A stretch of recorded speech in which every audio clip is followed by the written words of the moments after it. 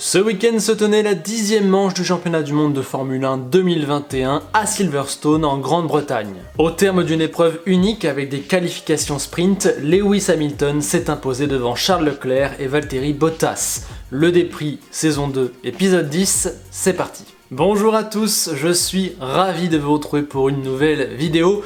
Comme vous le voyez, le décor a changé, mais c'est normal, ça sera comme ça pendant tout l'été. Mais voilà, ne vous inquiétez pas, on est de retour. Et je vous avoue que pour un retour, j'espérais avoir une course simple et calme à analyser. Bon, c'est pas le cas. Et oui, car ce week-end à Silverstone a été phénoménal, renversant pour tout un tas de raisons que l'on va développer dans cette vidéo, vous en avez l'habitude. Et la première des grandes choses à dire de ce week-end, c'est le nouveau format avec cette qualif sprint. Il y a énormément de choses à dire et à analyser en bien comme en mal. Au début, je comptais faire ça dans le Desprix, mais finalement, vu le tas de choses qu'on a à dire sur le Grand Prix en lui-même, on va laisser la qualif sprint pour une vidéo qui sortira demain, tranquille, à tête reposée, avec du recul. Voilà, donc le qualif sprint, c'est pas pour cette vidéo aujourd'hui, bilan demain. Du coup, on ne perd pas plus de temps et on se concentre directement sur dimanche en commençant par le départ, le premier tour qui a été absolument bouillant. C'est simple, si vous n'étiez pas debout devant votre télé, je pense qu'il faut consulter, ou alors vous n'aimez pas la Formule 1.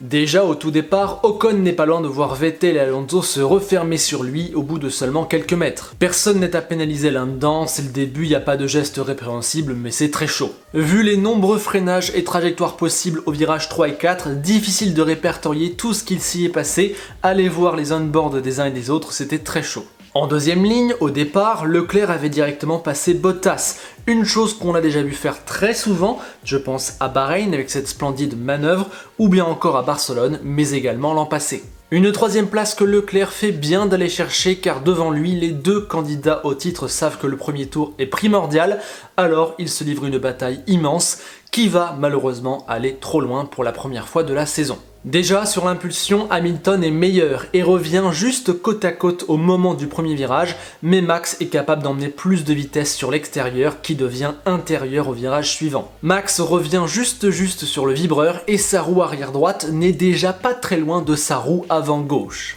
La menace reviendra sur la ligne droite à la sortie d'Entry. Hamilton sait que dans le premier tour c'est primordial de passer devant et la Mercedes semblait avoir moins d'appui et plus de vitesse de pointe. C'était un petit peu maintenant ou jamais. Lewis prépare mieux son virage et avec l'aspiration et la vitesse de pointe, il peut largement attaquer. Il revient facilement en hauteur, garde sa ligne très droite et Max fait des petits coups, c'est encore une fois miraculeux qu'il n'y ait pas de contact. L'action se termine au virage 6 où Max a été capable de rester juste ce qu'il faut à la hauteur pour plonger et refermer directement l'espace intérieur à Hamilton. C'est agressif mais ça a déjà été fait cette saison, parfois de manière encore plus virulente, notamment par Verstappen, et ça a toujours été autorisé donc pour moi, pas de problème. On est vraiment sur un vrai beau duel et ça ne s'arrête évidemment pas là car Hamilton a l'aspiration encore pour attaquer la National Pit Straight. Max le pousse le maximum contre le mur mais la Mercedes prend l'intérieur avant Copse et puis boum. Le choc roue arrière contre roue avant envoie Max dans un violent run contre les barrières, son pneu passe pas loin de sa tête, il a été extrêmement secoué, sa réaction à la radio est très dure à encaisser, c'est un des plus gros crashs récents, on parle de 51 G, c'est énorme même s'il faut remettre ce chiffre dans son contexte. Enfin bref, un vrai gros choc, un vrai moment assez incroyable à vivre, Max abandonne et Lewis prendra 10 secondes de pénalité. Alors, c'est toujours le grand débat, à qui la faute ? Pour moi, c'est toujours une question qui est très compliquée à répondre et je trouve particulièrement ici. Déjà, et pour moi c'est primordial de commencer par là, il faut enlever l'aspect politique et émotionnel de l'analyse. Marco qui demande la disqualification d'Hamilton, Horner qui dit qu'on n'a pas le droit d'attaquer dans ce virage, Toto qui envoie un mail, les fans de Verstappen qui disent qu'Hamilton a fait un attentat, les fans d'Hamilton qui disent que Verstappen est trop dangereux. Voilà, s'il vous plaît, tout ça on laisse de côté. On va aussi essayer de laisser de côté l'enjeu et l'identité des deux pilotes. On va faire comme si la manœuvre se passait entre le 17e et le 18e pour avoir l'avis le plus neutre possible. Bon, venons-en aux faits et à l'analyse, et déjà ce qu'il faut dire c'est qu'Hamilton se retrouve totalement poussé contre le mur, mais je ne reproche pas ce mouvement à Verstappen, car il le fait bien assez tôt, au milieu de la ligne droite, avant qu'Hamilton soit à sa hauteur. Il n'y a pas de coup de volant vif et violent. Et puis il lui laisse pile la place, donc je trouve que c'est une défense parfaite, agressive, tout ce qu'il faut. Ensuite, Lewis n'est pas devant Max. Il revient juste à hauteur, mais freine plutôt car il est à l'intérieur et se déporte sur le milieu de piste pour ouvrir son virage. Il sous-vire même un peu, mais le résultat est le même. Il revient sur la trajectoire de Verstappen et pour moi, il n'y a aucun monde dans lequel il pouvait passer le virage correctement à côté de Max. Il n'a pas assez ralenti, la manœuvre est très osée, lointaine et pas maîtrisée, surtout avec ses pleins d'essence, je trouve. Dans ce virage qui passe difficilement à deux de front, surtout dans le premier tour, et vu la configuration des deux voitures, je pense que la priorité revenait à Verstappen. Encore fallait-il que le néerlandais laisse suffisamment de place, et je trouve que c'est le cas. Il n'y a pas non plus l'espace de mettre deux voitures, mais voilà, il ne se rabat pas violemment sur la trajectoire, je trouve que ça passe. Pour toutes ces raisons, je pense qu'Hamilton est le plus fautif, le plus responsable, et je me range derrière les 10 secondes de pénalité. Je suis d'accord avec la décision finale. Quand on prend tous les éléments, toutes les circonstances, toutes les conséquences, voilà, je suis d'accord. Vu la dangerosité de la manœuvre et du virage, je trouve que Lewis en a un petit peu trop fait. On a vu après dans la course la même manœuvre mais avec Leclerc. Leclerc, je trouve, agit comme Verstappen. Et Hamilton cette fois-ci est plus prudent. Voilà donc ma vision de ce fait de course. Je pense qu'Hamilton est le plus responsable et je suis d'accord avec les 10 secondes. Maintenant, je n'ai pas la science infuse, je ne veux pas imposer une vision des choses, c'est simplement ma manière de ressentir l'action. Je reprécise également, responsable ne veut pas dire coupable d'un attentat. On a le droit de trouver qu'Hamilton fait une faute sans dire qu'il est un dangereux criminel. Doucement, encore une fois, je sais qu'il y a de la passion, je sais que c'était violent à voir et très important, il y avait beaucoup d'émotions, mais on essaye s'il vous plaît de s'en départir et de juger comme l'ont fait les stewards. Maintenant, sans caricaturer mes propos, les vôtres ou ceux des autres dans les commentaires, je veux bien vos avis sur l'action pour y voir plus clair, pour partager un petit peu ce que tout le monde en pense. D'ailleurs, à chaque fois, c'est un vrai bonheur de lire des commentaires argumentés de gens qui ne sont pas d'accord avec moi. C'est vraiment un vrai régal, ça m'aide à réfléchir, donc n'hésitez pas si vous trouvez qu'Hamilton n'est pas responsable, et inversement. Bref, discutons-en, mais s'il vous plaît dans le respect. En tout cas, pendant que Max abandonnait et était vraiment très secoué, Hamilton a pu reprendre la course avec 10 secondes de pénalité, mais ça ne l'a pas empêché d'aller chercher la 99e victoire de sa carrière avec beaucoup de maîtrise, gestion maximale dans le premier relais derrière Leclerc, pénalité et ensuite démonstration. Avec un rythme exceptionnel, il a avalé Norris, puis gagné 15 secondes en 20 tours sur Leclerc, pour finir par prendre la tête à 2 boucles et demie de l'arrivée. C'était parfaitement géré et millimétré. Une vraie victoire qu'il a été chercher, même si, je suis d'accord, il a eu de la chance de ne pas crever ou de ne pas abandonner dans le crash, il a eu de la chance de pouvoir réparer sous drapeau rouge, il a eu de la chance que Verstappen ne soit plus là, et puis il a quand même mis 45 tours à doubler une Ferrari qui semblait moins rapide. C'est pas non plus un exploit monumental, il n'est pas revenu de la P20 à la P1, mais tout de même, gagner avec ces 10 secondes, gagner avec cette maîtrise et ce gros rythme en deuxième relais, c'est incroyable. Je pense qu'il n'y a que 4 ou 5 pilotes qui en sont capables sur le plateau actuel. Certains critiqueront l'ordre d'équipe, mais pour moi, il n'y a aucune raison de le faire. Au contraire, c'est un choix très judicieux de la part de l'écurie qui leur fait gagner une victoire et 7 points en plus. Toto, Hamilton et Bottas avaient tous les trois intérêt à faire ça. Ils l'ont fait, ils ont eu raison. Je trouve que pour moi, il n'y a pas de débat. Un autre élément qui est beaucoup discuté depuis hier soir, c'est la beauté et la décence de la victoire et de la célébration d'Hamilton. Je peux comprendre quand on voit les images violentes de Verstappen, quand on sait qu'il était à l'hôpital pendant que son concurrent était sur la première marche, je peux comprendre qu'on soit choqué ou gêné. Mais bon, voilà pour moi, c'est aussi ça la Formule 1, il y a eu un accident, ça arrive, Hamilton n'a pas fait exprès de mettre Verstappen dehors, il savait que Max allait bien, il a gagné devant son public, devant 140 000 personnes, il a fait une très bonne course, il revient proche au championnat, c'est aussi la vie. Il a également eu un peu de chance dans l'accident, il a purgé sa peine, voilà, je peux comprendre que ça contraste avec les images de Verstappen à l'hôpital, mais voilà, pour moi, c'est juste comme ça. En tout cas, c'est vraiment un événement incroyable et époustouflant dans ce championnat. Certains diront qu'une touchette entre les deux était prévisible vu leur bataille depuis le début de saison. Perso, je ne crois pas trop à ce genre de prédiction. J'ai toujours trouvé leur bataille plutôt propre et respectueuse. C'est juste que c'est la course, c'est comme ça arrive, c'était tendu. Aucun des deux ne voulait lâcher, ils savaient que le mec en tête à la fin du premier tour avait 90% de chances de gagner la course, donc c'est normal. Et aussi depuis le début de saison, Max était super agressif, toujours légal mais souvent très agressif dans ses batailles contre Hamilton, et à chaque fois Hamilton levait le pied pour éviter l'accrochage, sauf que maintenant Hamilton il commençait à avoir 35 points de retard au championnat, donc il va plus s'effacer devant les manœuvres osées de Verstappen. Alors pour moi il reste en faute dans l'accident, il aurait dû lever le pied, jamais il n'aurait pu passer le virage côte à côte avec Max, donc voilà. Mais Hamilton il ne peut pas non plus se laisser marcher sur les pieds, Verstappen lui a fait plusieurs fois des coups assez agressifs qu'il a accepté, mais maintenant il est derrière au championnat, il n'a plus le choix. Donc j'ai hâte de voir comment cet incident va impacter la suite des événements entre les deux, comment ils seront dans leur prochaine manœuvre, est-ce qu'il va y avoir de la tension entre les deux, comment Max va s'en remettre mentalement, bref, on a peut-être assisté à un tournant énorme dans une saison et dans un duel qui sont déjà assez historiques. Quand on voit le tweet de Verstappen, quand on voit qu'il n'y a que 8 points d'écart, quand on voit qu'ils se sont battus sur la piste à quasiment tous les grands prix cette saison et qu'on arrive à la mi-championnat, voilà, en tant que fan de Formule 1, on ne peut que se frotter les mains. Allez, parlons maintenant du championnat constructeur et donc parlons du pilote qui ne sert qu'à ça, Valtteri Bottas. Non bon, j'avoue c'était un petit peu violent comme formule, mais sincèrement, plus j'y pense, plus je trouve que ce week-end est une caricature de ce qu'est Bottas aujourd'hui dans la Formule 1.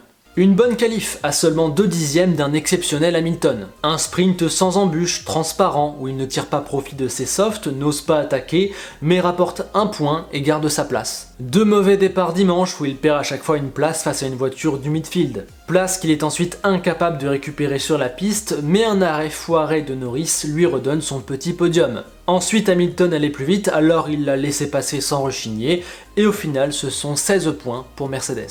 Je vous jure, ce week-end est une caricature de ce qu'est Bottas en bien comme en mal. Il y a toujours les deux revers de la médaille, c'est très chiant, mais c'est très propre, ça rapporte de gros points, mais en même temps la performance n'a clairement pas été exceptionnelle. Ça aide Mercedes, mais en même temps, niveau image et marketing, on arrive à une certaine limite. Enfin bref, le cas Bottas est vraiment toujours aussi particulier et j'ai trouvé que ce week-end était l'illustration parfaite de ce qu'il est. Voilà, il n'ose pas attaquer, il a des défauts, etc., etc. Mais au final, 0 problème et 16 points. Bah voilà. Au passage, vu son attitude physique, vu sa tête quand il répond aux questions, vu comment il ne conteste même plus aucun ordre qu'il ait eu donné, vu comment il n'ose même plus attaquer personne, je me demande ce qu'on lui a dit en interne sur son futur contrat.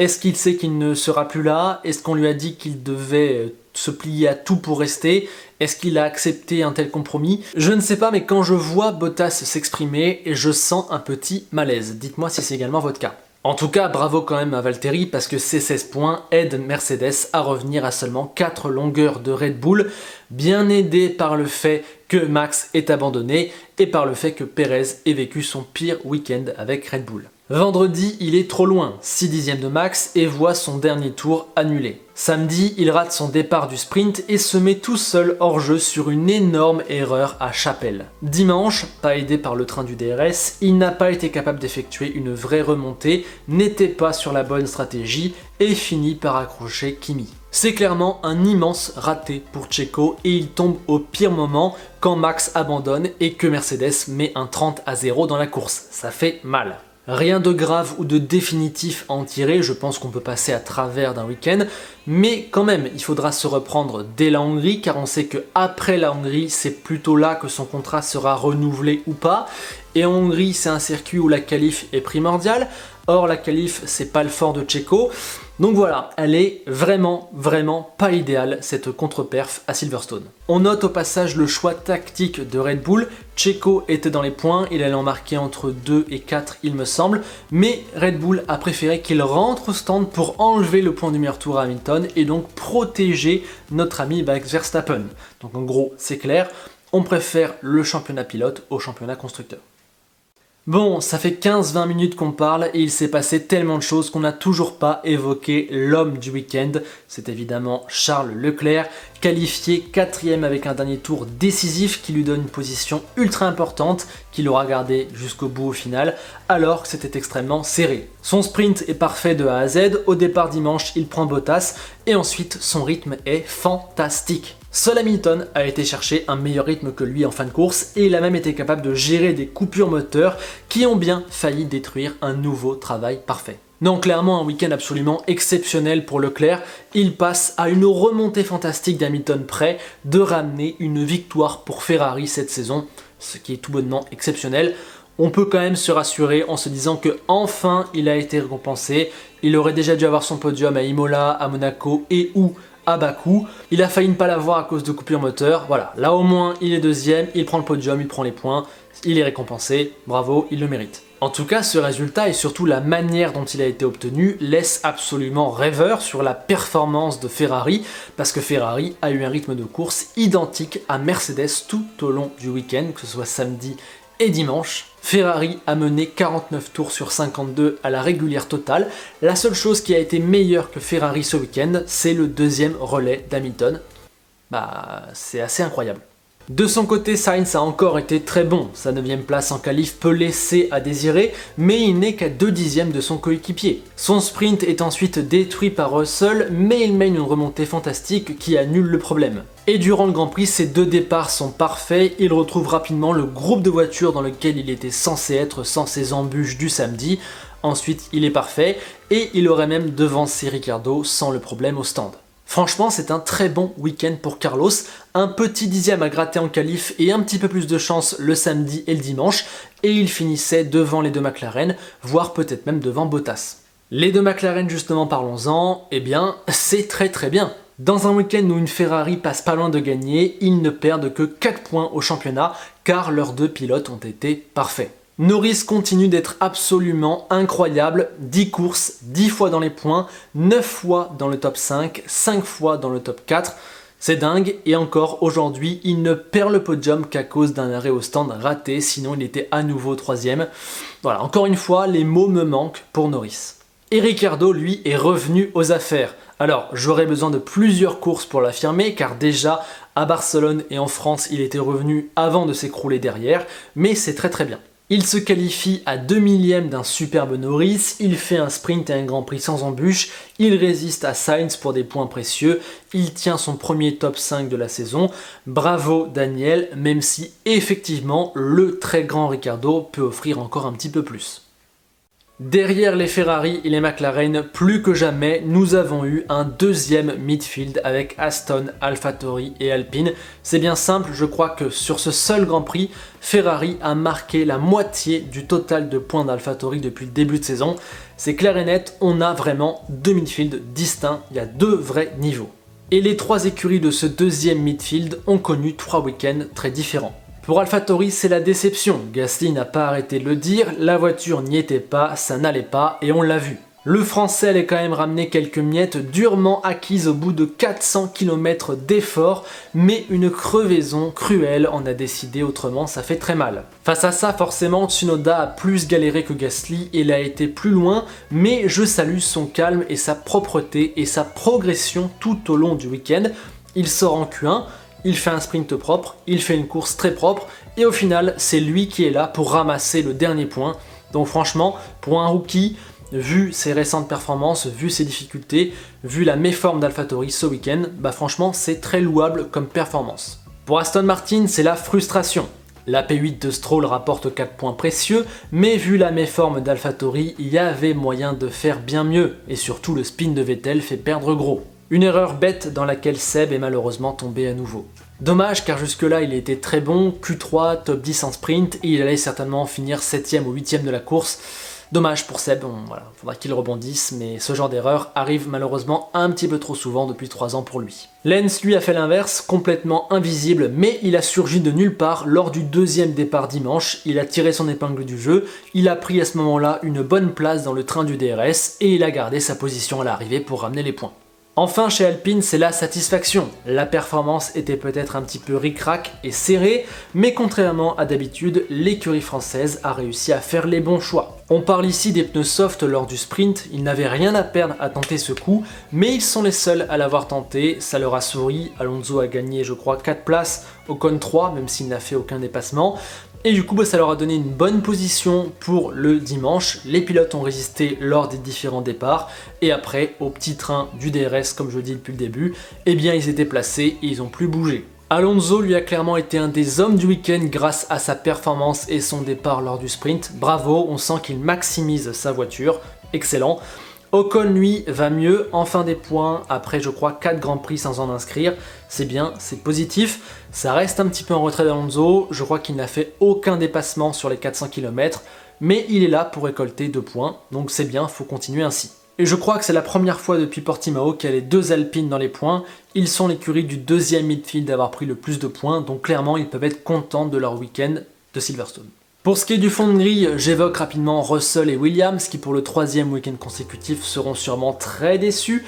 La Q3 de George était magnifique, mais il rate un petit peu tous ses départs tout au long du week-end et il y a cette erreur face à Sainz lors du sprint qui le met encore plus loin. Et du coup à la fin du premier tour dimanche, eh ben, il n'est déjà plus que 13e ou 14e et il a une Williams entre les mains, donc bah c'est foutu. Et du côté d'Alfa Romeo, je continue d'être perplexe quant aux 2 pilotes. Kimi prend une demi-seconde le vendredi, mais il gagne 4 places au départ le samedi, 4 autres places au départ le dimanche, et au final bah, il est pas loin des points, mais à un moment donné il fait une erreur, il finit par se faire sortir. Voilà. Et de l'autre côté, t'as Giovinazzi qui a été excellent en Q1, mais qui est devenu de moins en moins bon au fur et à mesure du week-end, comme il en a l'habitude. Voilà, 2 pilotes qui sont pour moi des énigmes dans cette saison. D'ailleurs, on parlera bientôt de leur cas en détail.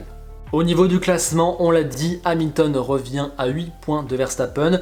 Norris et Bottas doublent tous les deux notre ami Perez qui n'a pas inscrit de points. Ensuite, il y a toujours les 2 Ferrari. Ricciardo a doublé Gasly. Et en deuxième partie de tableau, on a 26 points pour Alonso, 18 pour Stroll, 14 pour Ocon, 10 pour Tsunoda et 1 pour les 2 Alpha. Au constructeur, c'est complètement incroyable tellement c'est serré. 4 points entre Mercedes et Red Bull, 15 entre McLaren et Ferrari, 9 entre la 5e et la 7e place. Bref, c'est ce qu'on veut voir, c'est super serré. Au final, ce week-end n'aura pas favorisé tout le monde, il n'aura peut-être pas fait toujours la part belle à la vraie performance, mais il a le mérite de créer une situation comptable complètement dingue dans les 2 championnats. 8 points pour le titre, une 3e place qui se joue à quelques unités, un top 10 où tout bouge, où tout est très serré. Au constructeur, la P1, la P3 et la P5 sont en jeu. Voilà, ça c'est exceptionnel. Pour ce qui est des notes, Leclerc émerge évidemment en tête, il n'a manqué que la victoire pour que je lui donne le fameux 20 qui est réservé aux événements surnaturels. Norris et Alonso ont été exceptionnels, Ricciardo et Sainz aussi. Le cas Lewis est très dur à juger car sa course est sensationnelle, mais l'action sur Max gâche l'ensemble. Bottas, Gasly, Ocon, Kimi, Tsunoda, Russell et Stroll, c'est bien. Giovinazzi très moyen, Latifi aussi, il prend quand même une grosse claque. Du côté des As, Mazepin termine la course devant, on n'oublie pas non plus leur touchette le samedi, où pour moi c'est du 50-50, c'est dur à juger, donc voilà, je leur mets une note sensiblement pareille, et pour la première fois, Mazepin devant, il me semble. Enfin, Perez clôture logiquement le classement, tandis que Verstappen est non noté. Côté constructeur, Ferrari m'a scotché, Mercedes a été hyper agressif et revient dans la bataille. McLaren elle est toujours parfaite et Red Bull n'est pas responsable des déboires de ces 2 pilotes, mais semblait un petit peu moins forte que sur les week-ends précédents. Dans le midfield et au fond, ça reprend l'ordre qu'on donnait tout à l'heure avec Alpine qui est bien, Aston pas mal, AlphaTauri un petit peu plus dans le dur et Williams dans un espèce d'entre-deux. Voilà, je pense qu'on a fait le tour de ce Grand Prix. C'était un week-end extrêmement dense, chargé en actions et en conséquences qu'il a fallu décortiquer et analyser. J'espère que ce débrief vous aura plu. Si c'est le cas, pensez au like, au partage et à l'abonnement, mais aussi à venir débattre avec moi dans les commentaires car c'est le but premier de cette vidéo, débattre, échanger, vivre notre passion de la Formule 1. Et ce week-end était tellement dense qu'on n'a même pas eu le temps de faire le bilan de la course sprint, mais pour ça, je vous le redis, rendez-vous demain soir en vidéo. Sur ce, je vous laisse et n'oubliez pas d'aller signer la pétition d'un certain EF qui demande que le Grand Prix de Silverstone soit arrêté au 49e des 52 tours, ce qui pour moi serait une décision totalement logique. A bientôt.